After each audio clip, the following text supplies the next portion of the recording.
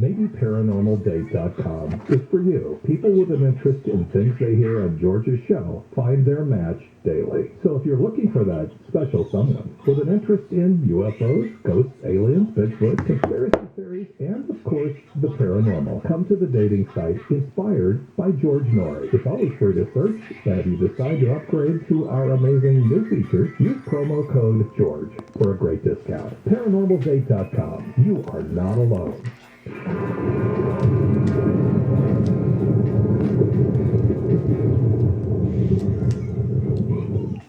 If your family depends on your income and something happened to you, what would happen to them? You need life insurance, and SelectQuote can help you get it at a price you can afford. SelectQuote found Jacob, 40, who's in excellent health, a 10-year, $500,000 policy for only $19 a month. Not in perfect health? Don't worry. SelectQuote found Tanya, 40, who has type 2 diabetes, a 10-year, $500,000 policy for only $32 a month. We shop companies like Protective, Prudential, American General, and others to find you the company with the best rates.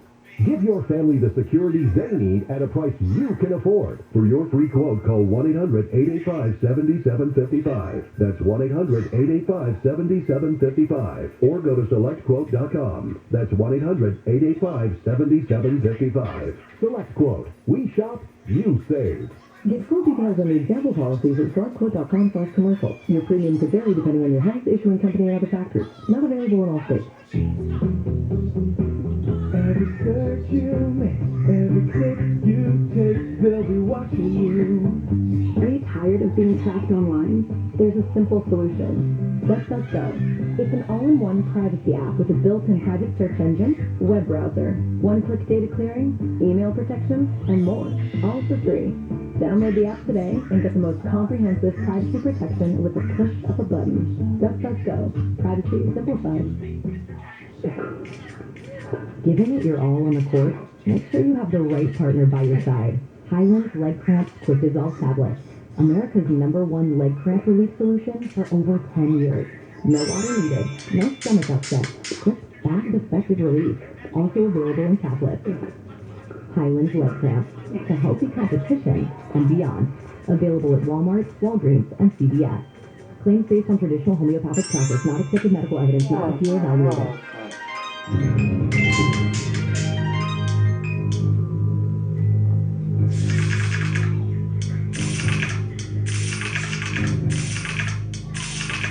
And welcome back to Coast.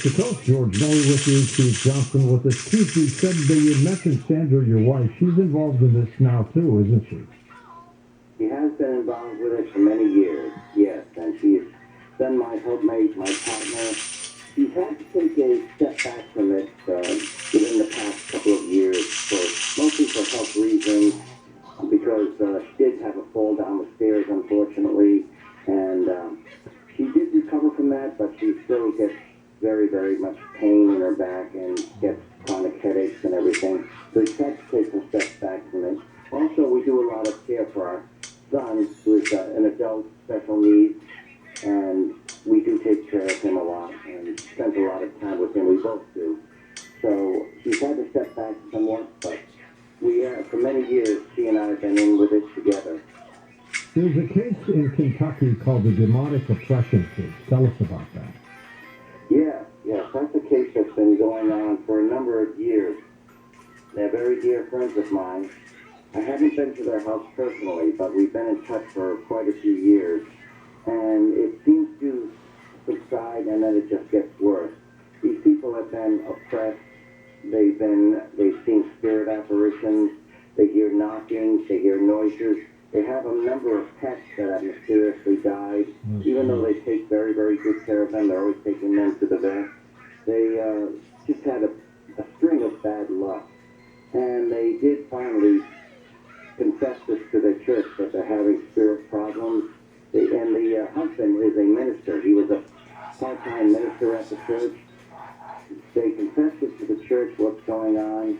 And the church, some people came up and said, I am so glad you said that. I've been experiencing things. I had nowhere else to turn. So I'm so glad you said that. But a lot of the church just turned their back on them. We don't want to talk to people who are having spirit problems. So they actually had to move out. They had to move out of the community. they're still getting a lot of spirit problems. I hope to get down there sometime. I would love to do a complete prayer session in that house from top to bottom and pray over them because I think it follows them. It does seem to follow them. I don't know why, whether it's their ancestry. It seems to be generational with them. But they're dear, sincere, loving people, and they're going through such misery because of this. It's one thing after another. Just when they think it stops, then it starts up again. They start seeing apparitions, things are knocking, things are touching them, and they've even had what I believe is partial possession because they've had some bizarre personality changes as of late. That's just recent in the past year or so that their personalities decide to change. Then they go back to being themselves. I am very, very worried about them, very concerned about them. This does seem to be actual, genuine paranormal activity. And for some reason, they're targeted. They're targeted, and I believe it's demonic spirits that are infiltrating their lives and just making it totally miserable for them. And I'm glad they're very sincere people and they're hanging in there all they can. Why would they be targeted as good people? You know, it's very strange. The age-old question, why do bad things happen to good people? Yeah. They didn't do anything to deserve this. They didn't take out a Ouija board or start playing with things. They didn't do any spirit contact. It just started out of the blue and just became progressively worse and worse. I think it's generational. I did interview them very thoroughly, and something they hadn't remembered before, they suddenly were going through their family history. They found out that they had relatives, grandparents, who were very, very heavily into the occult. I guess they had lived in the Appalachians for some time. They had family members who were placing curses or at least burying things, talismans and things like that. So I suspect that's where it came from, that it's generational and it's revisiting this generation and making them totally miserable.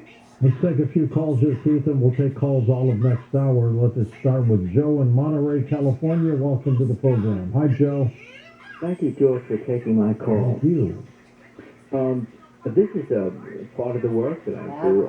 I know your guest is probably studied a lot as well and read a lot of cases and been on different sites in paranormal phenomena investigation.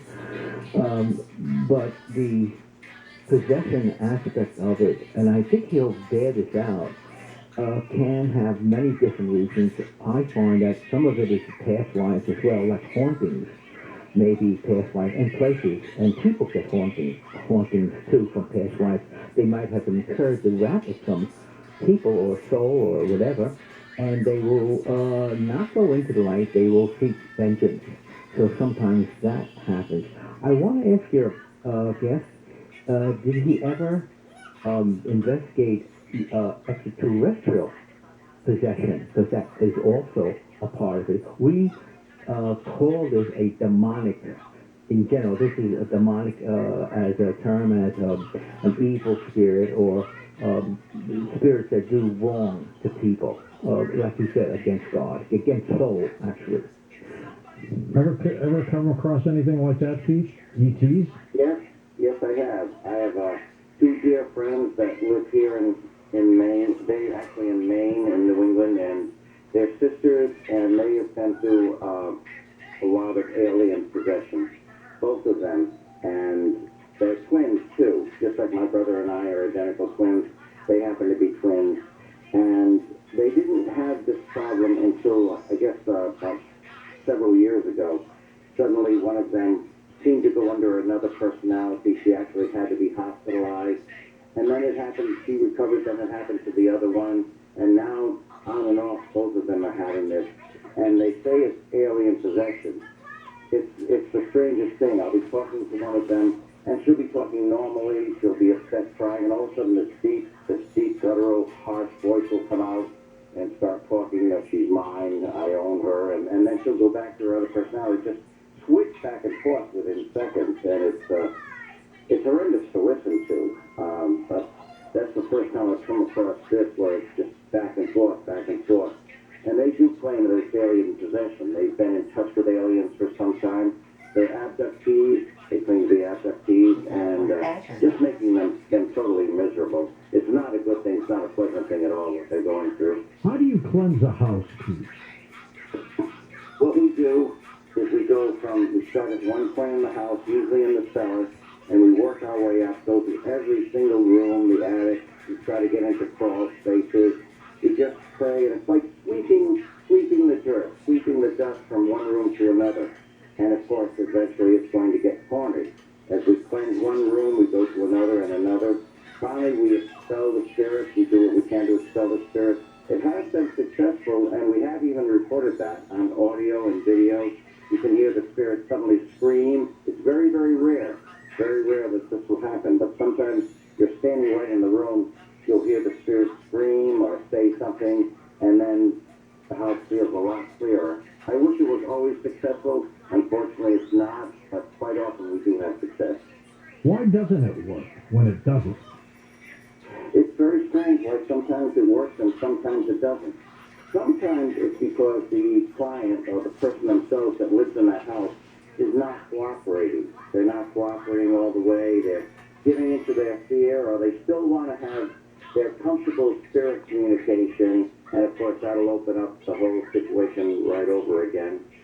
Sometimes they don't cooperate, and sometimes they're just so fearful. Sometimes you don't know why it doesn't work. My friends in Kentucky, sometimes they've been praying and praying and praying, and it just, for some reason, it keeps coming back even stronger. So it's a mystery why sometimes it works. I think it's the strength of the spirit itself.